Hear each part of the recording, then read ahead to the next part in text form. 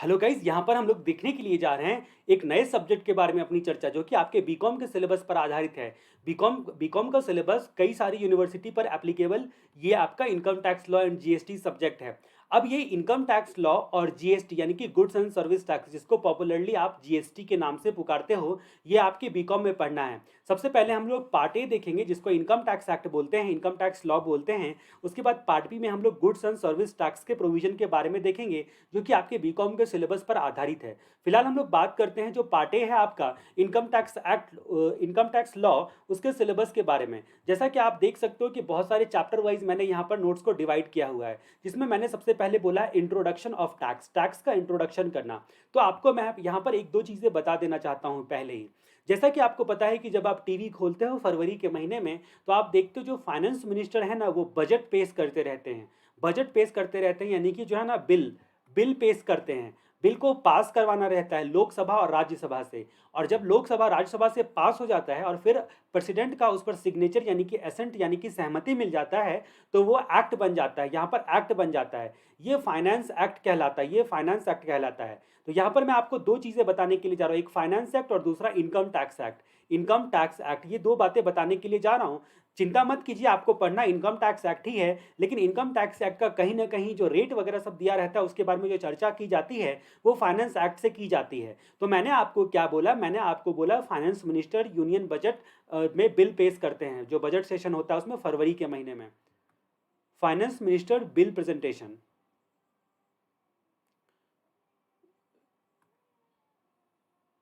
Finance minister of India bill presentation. तो आप देख सकते हो यहाँ पर जो है ना, जो आपका यूनियन बजट जो है वो पेश किया जाता है। कहाँ पर पेश किया जाता है? तो आप संसद भवन में आप देखते हो कि जो लाइव टेलीकास्ट दिखते रहता है आपको टीवी पर, तो हर साल यूनियन फाइनेंस मिनिस्टर क्या करते हैं, वो बिल पेश करते हैं पार्लियामेंट में। और पार्लियामेंट में बिल पेश करने के बाद बोथ हाउस ऑफ पार्लियामेंट यानी कि लोकसभा और राज्यसभा में वो पास किया जाता है। और पास करने के बाद प्रेसिडेंट का जब उस पर एसेंट मिलता है यानी कि सिग्नेचर यानी कि सहमति मिलती है, तो वो एनुअल फाइनेंस एक्ट कहलाता है। अब यहाँ पर मैं एक शब्द का इस्तेमाल करने के लिए जा रहा हूँ, जिसको बोलते हैं फाइनेंस एक्ट। ये फाइनेंस एक्ट, अब ये फाइनेंस एक्ट में क्या लिखा होता है वो तो हम लोग थोड़ी देर में जानेंगे। फिलहाल हम लोग बात करते हैं कि ये फाइनेंस एक्ट, आपका जो फाइनेंस एक्ट है, ये शब्द आपको इनकम टैक्स पढ़ते वक्त में मिलेगा। तो फाइनेंस एक्ट ये बीकॉम के सिलेबस में, अगर 2021 में आप बीकॉम का एग्जाम देने के लिए जा रहे हो, जिस पर आपका ये subject income tax and GST applicable है, तो आपको फाइनेंस एक्ट 19 पढ़ना है। फाइनेंस एक्ट जो 2019 में क्या हुआ था कि एक बार कानून में थोड़ा सा ऑर्डिनेंस पास करके थोड़ा बहुत चेंजेस करना पड़ा था, इसीलिए फाइनेंस एक्ट को नंबर 2 यानी कि दो बार आया था। एक बार नंबर 1 फाइनेंस एक्ट 2019 में, और दूसरा नंबर 2 फाइनेंस एक्ट 2019 में। यानी कि ये चीज़ें जो है ना, आपको पढ़नी है फाइनेंस एक्ट 2019 के हिसाब से। यहाँ पर मैं सिलेबस उसी हिसाब से मैंने आपको यहाँ पर बुक बताया है। अब फिलहाल हम लोग बात करते हैं और भी कुछ कहानियों की। यहाँ पर कहानी में ट्विस्ट ये आता है कि कभी भी कोई भी लॉ में जब आपको टैक्स का शब्द आता है ना, तो आपको याद रखना है कि कोई भी लॉ, चैप्टर नंबर 1 अब हम लोग आ जाते हैं। चैप्टर नंबर 1 में सबसे पहले हम लोग इंट्रोडक्शन ऑफ टैक्सेस के बारे में देखते हैं। जो कॉन्स्टिट्यूशन ऑफ इंडिया है ना, भारत का संविधान जिसको बोलते हैं, ये सुप्रीम लॉ ऑफ इंडिया है, सुप्रीम लॉ है। इससे बड़ा कानून कोई नहीं है। अगर कोई भी कानून में कॉन्स्टिट्यूशन के खिलाफ बात लिखी हुई है, तो इट मीन्स कि वो अल्ट्रा वायरस है। अल्ट्रा वायरस का मतलब क्या हो गया? कोरोना वायरस नहीं, अल्ट्रा वायरस। अल्ट्रा वायरस का मतलब होता है कानून के खिलाफ है, और कानून के खिलाफ है तो वो कानून जो है वो वाइड माना जाएगा, इलीगल एंड वाइड माना जाएगा, बेकार माना जाएगा, उसकी कोई वैलिडिटी नहीं होगी। तो ये आपका जो कॉन्स्टिट्यूशन ऑफ इंडिया है, ये भारत का सुप्रीम लॉ है। पहली बात तो ये आपका सुप्रीम लॉ है। अब सुप्रीम लॉ हुआ है, इसमें एक आपका प्रियम्बल दिया रहता है। प्रियम्बल में ऑब्जेक्टिव बताया गया रहता है कि भाई संविधान लाने का ऑब्जेक्टिव क्या है। तो हमारा देश जो है उसमें प्रियम्बल है। आपने अगर हिंदी मीडियम के होगे तो आपने पढ़ा होगा, हम भारत के लोग, भारत को एक प्रबुद्ध संपन्न समाजवादी, प्रियम्बल करके स्कूल में आपको बताया गया होगा। नहीं तो इंग्लिश मीडियम में we the people of India वाला जो आपने पढ़ा होगा कहीं ना कहीं या बोला होगा, वो आपका क्या बोलते हैं उसको, हम लोग उसको प्रियम्बल कहते हैं। उसके बाद जहाँ तक बात करते हैं, जो कॉन्स्टिट्यूशन ऑफ इंडिया जो है ना, भारत का संविधान, उसमें 22 पार्ट्स हैं। जी हाँ, 22 पार्ट्स हैं। कितने पार्ट में बटे हुए? जैसे आपका नहीं होता वेब सीरीज का पार्ट 1, पार्ट 2, पार्ट 3, इस तरह आपका कॉन्स्टिट्यूशन ऑफ इंडिया में 22 पार्ट है, 22 पार्ट्स हैं। उसके बाद इसमें 444 आर्टिकल हैं। आपने पढ़ा होगा कि कॉन्स्टिट्यूशन ऑफ इंडिया में आर्टिकल होते हैं। आर्टिकल नंबर 14 आपको फंडामेंटल राइट्स के बारे में बताता है, आर्टिकल 14 से लेकर 19 तक। तो ये बहुत सारे आर्टिकल्स होते हैं जो कि अगर आप यूपीएससी का सिलेबस का तैयारी करोगे, या फिर आप कोई भी जो है ना ऐसा कॉम्पिटिटिव एग्जाम का तैयारी करोगे, इवन कंपनी सेक्रेटरी में भी एग्जीक्यूटिव एग्जाम में आपको क्या करना पड़ता है, कॉन्स्टिट्यूशन ऑफ इंडिया थोड़ा पढ़ना है। तो आपको पता होगा कि उसमें 22 पार्ट होते हैं, 22 को जब डबल कर दिया तो 44 हो गए, 44 में एक 4 और लगा दो तो 444 आर्टिकल होते हैं, और 12 शेड्यूल होते हैं, 12 शेड्यूल होते हैं। ठीक है, 22 पार्ट, 444 आर्टिकल और 12 शेड्यूल्स होते हैं कॉन्स्टिट्यूशन ऑफ इंडिया में। इतनी बातें आपको याद रखनी है। अब ये 444 टोटल आर्टिकल कितने कितने सारे आर्टिकल्स होते हैं, तो 444 आर्टिकल्स होते हैं। कितने पार्ट्स होते हैं, तो 22 पार्ट्स होते हैं। कितने शेड्यूल्स होते हैं, तो 12 शेड्यूल्स होते हैं। अब ये 444 आर्टिकल में ना एक आर्टिकल नंबर है 265, आर्टिकल 265, आर्टिकल 265। अब ये आप याद रख सकते हो कि आर्टिकल 265 ये आपको याद रखना जरूरी है। आर्टिकल 265 बोलता है कि बिना अथॉरिटी ऑफ लॉ के, यानी कि बिना कानून बनाए हुए ना भैया कोई भी टैक्स नहीं मांग सकता है, कोई भी टैक्स नहीं ले सकता है बिना कानून के। इसीलिए कभी भी टैक्स के नाम पर कुछ भी चार्ज करना चाहते हो, यहाँ पर कोई भी टैक्स की बात कर रहे हैं, कोई भी टैक्स की बात करें, टैक्स के नाम पर कुछ भी चार्ज करो ना, तो पहले लॉ बनाओ। ये आर्टिकल 265 कहता है भारत का संविधान का, लॉ बनाओ। ठीक है, अब लॉ बनाएंगे तो इसी के लिए हमारा जो लॉ बना वो इनकम टैक्स एक्ट बना, इनकम टैक्स एक्ट बना। अब ये इनकम टैक्स एक्ट कब बना था, तो ये इसका इनैक्टमेंट हुआ था 1961 में, 1961 में इसका इनैक्टमेंट हुआ था, इसलिए इसका नाम है इनकम टैक्स एक्ट 1961। यानी कि एक बच्चे का जन्म हुआ 1961 में जिसका नाम पड़ा इनकम टैक्स एक्ट 1961। मैं मेमोरी टेक्निक से आपको सेक्शन नंबर याद करवाऊंगा, जिस सेक्शन नंबर को अगर देखिए यहाँ पर आपके बीकॉम के सिलेबस में सेक्शन नंबर याद रखना जरूरी नहीं है, लेकिन अगर आपको याद रहता है तो अच्छी बात है। याद रहता है तो प्रेजेंटेशन अच्छा दे पाओगे, मार्क्स अच्छा स्कोर कर पाओगे, टीचर्स के नजर में इंप्रेशन अच्छा पड़ेगा, सीए सीएस या सीएमए वगैरह की तैयारी करते हो तो उसमें काम आएगा। अगर मान लीजिए कि आप एक टैक्स प्रैक्टिशनर बनना चाहते हो तो उसमें काम आएगा। कई सारे टैक्स रिलेटेड एग्जाम्स होते हैं उसमें काम आएगा सेक्शन नंबर आपको। और आप अगर टीवी में बजट वगैरह देखोगे तो आपको बहुत आराम लगेगा सुनने में, सेक्शन नंबर भी अगर आपको समझ में आएगा तो 22 पार्ट, 444 आर्टिकल और 12 शेड्यूल्स होते हैं। आर्टिकल नंबर 265 बोलता है कि बिना अथॉरिटी ऑफ लॉ के कोई भी जो है ना टैक्स के नाम पर कुछ भी पैसा चार्ज नहीं कर सकता है। अब यहाँ पर मैं एक शब्द आपको जो है ना वो बताने के लिए जा रहा हूँ, उस शब्द का नाम है लेवी। लेवी, आपने लगान मूवी देखी होगी, लगान मूवी, तो आपने लगान मूवी देखी होगी। लगान लगाना मतलब आप पर जो है ना आप पर एक उधारी बना रहा है। जैसे आपने 5 लाख रुपया कमाया तो भारत सरकार बोलता है टैक्स दो, यानी कि आप पर लेवी लगा दिया गया, आप पर लेवी लगा दिया गया। अब आपसे सेकंड स्टेप में होता है पहले लेवी लगेगा, पहले आपका उधार होगा, ड्यूज होगा, उसके बाद आपसे पेमेंट मांगा जाएगा तो उसको कलेक्शन बोलते हैं, कलेक्शन बोलते हैं। अगर कलेक्शन में नहीं दोगे जाके खुद से तो रिकवरी आपसे की जाएगी। ये सारा लॉ यही बात बोलता है कि भैया आपको पहले लेवी लगेगा, आपके ऊपर पैसा पहले उधार बना। ठीक है, आपने पैसा कमाया या कोई भी टैक्स आपके ऊपर बना, जैसे ही बना तो आप भैया जाके पेमेंट करो, नहीं पेमेंट किया तो रिकवरी होगी। तो बहुत सारी मैकेनिज्म इसके बारे में बताया गया है। तो यानी कि सबसे पहले एक वर्ड आता है लेवी। अब यहाँ पर बात करते हैं कि जब लेवी होगा तो बाद में कलेक्शन होगा, तब बाद में सरकार को आपको पैसे जमा करना पड़ेगा, चाहे वो इनकम टैक्स हो या दूसरा टैक्स हो। अब एक बात आती है मन में सवाल कि सरकार हम पर टैक्स लेवी क्यों करती है जब हमारा देश आज़ाद है। तो आपको पता है कि गवर्नमेंट के पास सिर्फ दो ही रास्ते हैं पैसे बनाने के। जिस पैसे से वो क्या काम कर सकता है, आप देश का विकास कर सकता है, इंफ्रास्ट्रक्चर फैसिलिटी, जो रोड पर आप जो चलते हो ना, वो जो क्या बोलते हैं उसको, प्राकृतिक चीज़ें मेंटेन की जाती हैं। ठीक है, इतने सारे सैटेलाइट्स मेंटेन किए जाते हैं, और भी अनेक प्रकार की सर्विसेज जो सरकारी संस्थान आपको जो है ना प्रोवाइड करती है, डायरेक्टली इनडायरेक्टली आपसे चार्ज नहीं करती है। फॉर एग्जाम्पल कि क्या बोलते हैं, आपसे डायरेक्टली तो नहीं बोला जाता है कि आर्मी वाले को अकाउंट में जाके आप इतना पैसा जमा करो, लेकिन आर्मी वाले सुबह से लेकर रात तक आपकी जो है रक्षा करने के लिए बॉर्डर पे खड़े रहते हैं। तो इसका मतलब उसको पैसा कौन देता है, उसको पैसा भारत सरकार देती है। एजुकेशन पे, हेल्थ पे, इंफ्रास्ट्रक्चर पे, ये सारी चीज़ें जो पैसे खर्च करती है ना सरकार, वो पैसा उनके पास कहाँ से आता है, सिर्फ दो ही रास्ते होते हैं। एक तो टैक्स वगैरह के नाम पे पैसे लाओ, टैक्स वगैरह के नाम पे पब्लिक से पैसे मांगो, नहीं तो नेचुरल रिसोर्सेज जैसे कि पेट्रोल, आपको जो है ना सरकार, पेट्रोल क्या है, नेचुरल रिसोर्सेज है, प्राकृतिक चीज़ें हैं, वो आपको खरीद के लिए यूज़ करना पड़ता है और उल्टा आप बोलते हो कि बहुत ज़्यादा महंगा पड़ता है। सरकार आपसे बहुत सारे पैसे उसके बदले में चार्ज कर लेती है, बहुत ज़्यादा चार्ज कर लेती है, इसलिए आप गुस्सा भी करते रहते हो कि पेट्रोल का दाम बहुत ज़्यादा है। तो इट मीन्स यहाँ पर क्या होता है कि नेचुरल रिसोर्सेज है, आपका नेचुरल गैस, पेट्रोलियम प्रोडक्ट जितने भी होते हैं वो सारी चीज़ें, उसके बाद हवा, पानी, ठीक है, ऑक्सीजन, ये जो है ना सनलाइट्स, ये सारी चीज़ें क्या है, ये नेचुरल रिसोर्सेज हैं। तो उसको, इवन आपको पता है कि जब टेलीफोन कंपनी आप बनाना चाहते हो, जैसे मान लीजिए मैं टेलीकॉम कंपनी बनाना चाहता हूँ, अपना मोबाइल कंपनी टावर लगाना चाहता हूँ, जैसे एयरटेल है, जैसे आपका जियो है, तो मेरे को ना भारत सरकार से उसके लिए लाइसेंस लेना पड़ेगा। जबकि उनका उनका कितना पैसा जा रहा है, तो वो सैटेलाइट का चार्जेस तो मेरे से लेंगे, वो तो अलग लेंगे। विदेश में सैटेलाइट का चार्जेस देना पड़ेगा, वो तो अलग होगा। उसके अलावा मेरे को सरकार से लाइसेंस लेना पड़ेगा। लाइसेंस क्यों? क्योंकि ये प्राकृतिक चीज़ों को तुम यूज़ कर रहे हो, इसकी वजह से। तो ये भी नेचुरल रिसोर्सेज हो गया। तो सरकार के पास या तो टैक्स से पैसा लाओ, और नहीं तो नेचुरल रिसोर्सेज का सरकार जो बिजनेस कर रही है वो पैसा लाओ। तो यहाँ पर टैक्स क्यों लेवी किया जाता है? टैक्स लेवी करना देश का विकास करने के लिए, देश का विकास करने के लिए, यानी कि एजुकेशन पे, हेल्थ पे, स्किल डेवलपमेंट पे, एग्रीकल्चर पे, इन सब पे खर्चा करना चाहती है सरकार। और तो इसलिए देश का विकास करने के लिए उनको पैसे चाहिए, तो वो टैक्स लेवी करती है। दूसरा, इंफ्रास्ट्रक्चर फैसिलिटी मेंटेन करने के लिए, जैसे आपको मैंने बोला रोड, रोड का इस्तेमाल आप करते हो, आप बोले कि उसमें तो टैक्सेस वगैरह, रोड टैक्स, ये टैक्स, वो टैक्स चार्ज करते हैं ना, तो कोई भी तो चार्ज करते हो, टैक्स के नाम पे ही चार्ज कर रहे हैं ना, तो सरकार के पास ही आ रहा है इंफ्रास्ट्रक्चर फैसिलिटी, उसी से वो मेंटेन करेंगे। ठीक है, तो यहाँ पर आपका इंफ्रास्ट्रक्चर फैसिलिटी मेंटेन करना।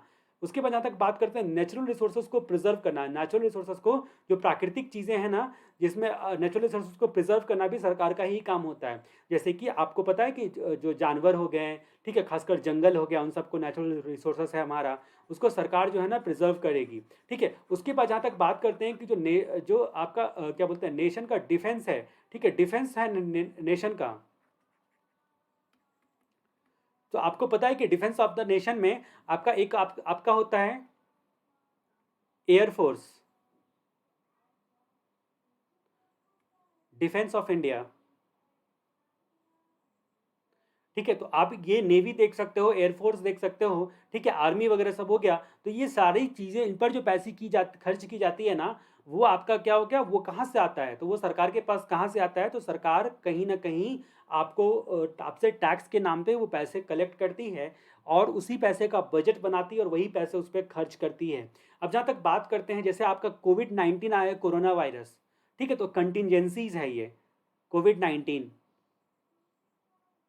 तो इससे डील करने की वजह से भी आपका क्या होता है कि जो कंटिजेंसी को मीट करने के लिए भी जो है सरकार को पैसे चाहिए होते हैं, तो वो पैसा आपका मीटिंग कंटिजेंसी। ठीक है, तो यहाँ पर मैंने जो है ना आपको बताया कि लेवी क्यों किया जाता है, गवर्नमेंट के पास जो है ना पैसे का सोर्स क्या क्या होता है। तो गवर्नमेंट कलेक्ट फंड कहाँ से करता है, तो आपका नेचुरल रिसोर्सेज जैसे कि पेट्रोलियम ऑयल, नेचुरल गैस को सेल करके लाता है, और taxes, wealth, goods and services और इनकम, इन सब पर जो है ना पैसा लगा के लाता है। अब हम लोग बात करते हैं टैक्स कितने प्रकार के होते हैं, तो टैक्स दो प्रकार के होते हैं, टैक्स दो प्रकार के होते हैं। एक को आप बोलते हो डायरेक्ट टैक्स, ठीक है, जिसको आप इनकम टैक्स के नाम से पुकारते हो। इसको डायरेक्ट टैक्स क्यों बोलते हैं? क्योंकि डायरेक्ट आपको पता है कि आपको इनकम टैक्स कितना लगेगा, आप कितना कमाते हो और कितना लगेगा। लेकिन अगर मैंने ये पेन खरीदे, जिससे लैपटॉप पे लिखा जा सकता है, तो ये 7,000 का पेन मैंने खरीदा, प्लस मुझसे जीएसटी के नाम पे पैसे चार्ज किए गए। इसका मतलब सारा पैसा तो मुझसे चार्ज किया गया, लेकिन क्या मैंने सरकार को वो पैसे जाके जमा किया? कोई भी फॉर्म भरा, किसी भी काउंटर पे जाके मैंने जमा किया, या ऑनलाइन पेमेंट किया गवर्नमेंट की साइट पे जाके? नहीं। यानी कि इनडायरेक्टली इसका जो भी प्रोडक्ट आप यूज़ करते हो, जो भी सर्विसेज आप यूज़ करते हो, चाहे कोई भी सामान आप बुक खरीदते हो, और उसके बाद जो है ना आशीर्वाद आटा खरीदते हो, या पैक्ड फूड खरीदते हो, कोई भी चीज़ें जो है ना खाने पीने की चीज़ें से लेके कपड़ा लत्ता से लेके सब पर टैक्सेस होते हैं, सब पर टैक्सेस होते हैं। यानी कि इनडायरेक्टली आपसे लिया जाता है, उसको इनडायरेक्ट टैक्स बोलते हैं। अब इनडायरेक्ट टैक्स में क्या होता है कि बर्डन आप पर पास कर दिया गया, यानी कि खरीदार पे पास कर दिया गया, तो अल्टीमेट बर्डन किसी और पे पड़ता है, अल्टीमेट कंज्यूमर पे लास्ट में अल्टीमेट बर्डन पड़ता है। तो इसका मतलब क्या हो गया कि यहाँ पर आपका अल्टीमेट बर्डन पड़ा डायरेक्ट टैक्स का। तो दो बातें यहाँ पर मैंने आपको बताई। इनडायरेक्ट टैक्स में क्या होता है, इनडायरेक्ट टैक्स में क्या होता है कि आपको यहाँ पर गौर करने वाली बात है कि इनडायरेक्ट टैक्स में जो होता है गुड्स एंड सर्विसेज वगैरह पे टैक्स चार्ज किया जाता है, गुड्स एंड सर्विसेज इस पे टैक्स चार्ज किया जाता है। एग्जांपल के लिए जीएसटी आपका इनडायरेक्ट टैक्स है, सेल टैक्स आपका इनडायरेक्ट टैक्स था, सर्विस टैक्स जो है आपका इनडायरेक्ट टैक्स था। अब उनको रिप्लेस करके गुड्स एंड सर्विस टैक्स मान लीजिए, ये सबसे बहुत सारे टैक्सेस को ये आपस में मिला के सिंगल एक टैक्स रिजाइम बनाया, उसको गुड्स एंड सर्विस टैक्स पुकारा के। वो जीएसटी वक्त में मैं आपको पूरी कहानी सुनाऊंगा कि कैसे कैसे जो है ना पी चिदम्बरम प्लान कर रहे थे जीएसटी लगाने का 2010 का जो है ना बजट पेश करते वक्त में, फिर कैसे कैसे इतना लेट हुआ, फिर मोदी सरकार आई, उसने जीएसटी को इम्प्लीमेंट किया, जीएसटी में इम्प्लीमेंट करने में क्या क्या समस्याएं आ रही हैं, देश को कहाँ से पैसा मिलेगा, सारी चीज़ें मैं आपको कहानी सुना के सारी चीज़ें समझाऊंगा भी और याद भी करवाऊंगा। इनकम टैक्स और जीएसटी में आपको इतने अच्छे तरीके से बताऊंगा कि आप पूरे कॉन्फिडेंट हो जाओगे इनकम टैक्स जीएसटी को लेके, कहीं पर भी आपको किसी तरह का डाउट नहीं रह जाएगा। सारी चीज़ें आपको ऐसे ही याद हो जाएगी, बीकॉम एग्जाम या किसी भी लेवल का इनकम टैक्स जीएसटी का एग्जाम देने के लिए आप तैयार हो जाओगे, वो भी बहुत आसानी से। बस आपको मेरी बातें जो है आराम से सुननी है, मुझे कॉपरेट करना है, यानी कि आपको मेरी वीडियोस देखते सुनते वक्त में अच्छी क्वालिटी का हेडफोन का इस्तेमाल करना है, सोशल मीडिया को दूर रखना है, सारे डिस्ट्रैक्शन को दूर रखना है, और जो भी चीज़ें मैं आपको बता रहा हूँ उसको पॉज करके अगर हो सके तो नोट्स वगैरह बनाना चाहते हो तो वो बना सकते हो। तो हम लोगों ने टैक्स में देखा डायरेक्ट टैक्स और इनडायरेक्ट टैक्स। अब डायरेक्ट टैक्स क्या होता है ना कि डायरेक्ट टैक्स, जैसे मान लीजिए आपको सैलरी मिली तो आपको सैलरी मिली तो उस पर आपको टैक्स जमा करना पड़ता है। आपको पता है कि भाई टीडीएस कटता है, वो सब बात की बात है, मैं बताऊंगा क्या होता है वो उस चैप्टर में मैं बताऊंगा। लेकिन फिलहाल यहाँ पर डायरेक्टली आपसे पैसा लिया जाता है इसलिए उसको डायरेक्ट टैक्स बोलते हैं, और आप उसका बर्डन किसी पे पास नहीं कर सकते हो। तो डायरेक्ट टैक्स में बर्डन पास नहीं किया जाता है। तो गवर्नमेंट इनकम पर टैक्स लगाती है, डायरेक्ट टैक्स। वेल्थ पर टैक्स लगाती है, किसके, हाउस होल्ड के या फिर बिजनेस के। बिजनेस में टैक्स लगता है या फिर हाउस होल्ड, एक इंडिविजुअल वगैरह पे, पर्सन वगैरह पे टैक्स लगता है, हाउस होल्ड पे या फिर बिजनेस को टैक्स लगता है, तो वो टैक्स डायरेक्ट टैक्स कहलाता है, डायरेक्टली लगता है। ठीक है, सेक्शन नंबर 14 करके एक सेक्शन आएगा इनकम टैक्स एक्ट में, इसमें बोला गया है कि 5 प्रकार के पांच हेड में बांटे गए हैं, यानी कि 5 प्रकार के कैटेगरी में बांटी गई। एक सैलरी कमाने वाले लोगों को डायरेक्ट टैक्स लगता है, सैलरी आपको मिलता है, आप नौकरी करते हो तो डायरेक्ट टैक्स आपको लगता है। उसके अलावा जो है, अगर मान लीजिए कि आप बिजनेस करते हो तो आपको डायरेक्ट टैक्स लगता है। उसके अलावा आप कैपिटल गेन कमाते हो, जैसे कि मान लीजिए कि आपकी दादाजी ने आपको एक जो है ना जमीन दिया, तो उस जमीन को आप बेच देते हो तो टैक्स लगता है। ठीक है, तो टैक्स लगता है, तो वो जो टैक्स होगा वो कैपिटल गेन टैक्स कहलाएगा, कैपिटल गेन टैक्स कहलाएगा। ठीक है, तो salary, business, capital gain tax. मान लीजिए आप लॉटरी खेलते हो और लॉटरी में जीत जाते हो, कौन बनेगा करोड़पति जीत जाते हो, तो वो जो टैक्स लगेगा उसको बोला गया एक सोर्स है आपका अदर सोर्स।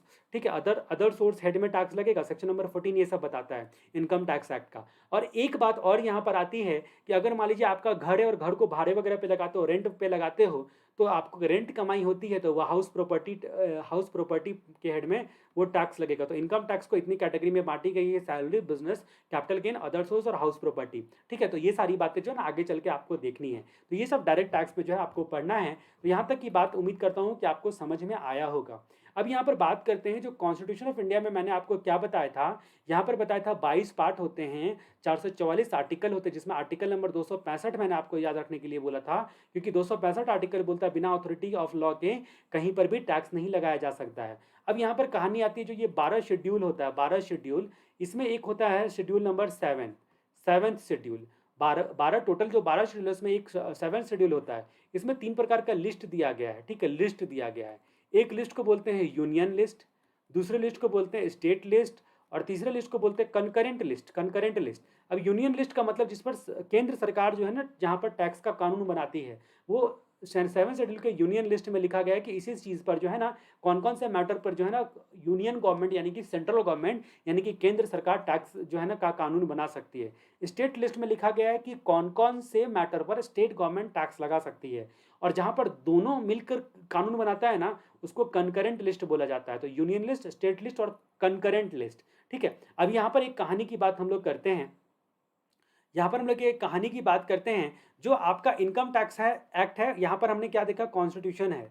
कॉन्स्टिट्यूशन में आपने देखा कि आपका क्या बोलते हैं 22 पार्ट है, 12 शेड्यूल है, उसके 444 आर्टिकल है। ये 12 शेड्यूल में एक आपने देखा 7th नंबर शेड्यूल, इसमें देखा 3 प्रकार के लिस्ट होते हैं, यूनियन लिस्ट, स्टेट लिस्ट और उसके बाद कंकरेंट लिस्ट।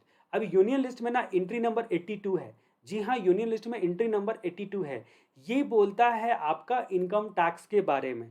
ठीक है, तो ये डायरेक्ट टैक्स के बारे में ये बोलता है, direct tax on income, income पर टैक्स लगाओ। एंट्री नंबर 82 बोलता है कि इसके लिए इनकम पर टैक्स लगाने के लिए कानून बना सकते हो हमारे एंट्री के तहत। स्टेट लिस्ट में यहाँ पर इनकम में बोल दिया एग्रीकल्चर इनकम को छोड़कर, तो स्टेट लिस्ट में बोला कि एग्रीकल्चर इनकम पर टैक्स लगाने का कानून जो है स्टेट गवर्नमेंट बना सकता है। जी हाँ, स्टेट गवर्नमेंट बना सकता है। यूनियन गवर्नमेंट जो है ना, डायरेक्ट टैक्स उसके कंट्रोल में आ जाता है सारी इनकम पर, और एग्रीकल्चर इनकम पर स्टेट गवर्नमेंट के कंट्रोल में आता है। लेकिन इनकम टैक्स एक्ट जो है ना, उसमें एक सेक्शन नंबर 10 है। 10 में सब सेक्शन 1 है जो बोलता है एग्रीकल्चर इनकम पर टैक्स नहीं लगेगा।